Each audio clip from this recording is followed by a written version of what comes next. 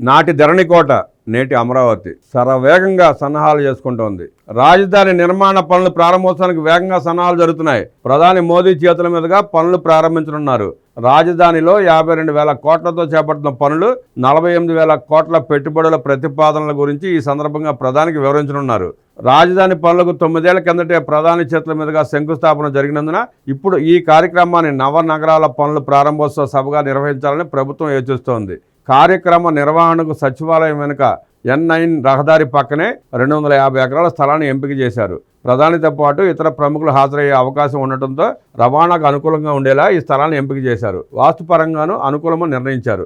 రాజధాని పనుల ప్రారంభోత్సవ సభ ఏర్పాట్లపై ముఖ్యమంత్రి చంద్రబాబు శాసనసభ భవనంలోని తన ఛాంబర్లో పురపాలక శాఖ మంత్రి పి నారాయణ సిఆర్డీ అధికారులతో సమీక్షించారు. సభ నిర్వహణకు ఏ ప్రాంతం అనుకూలం, ఎన్ని పనులకు ప్రధానితో శంకుస్థాపన చేయగలమన్న అంశంపై చర్చించారు.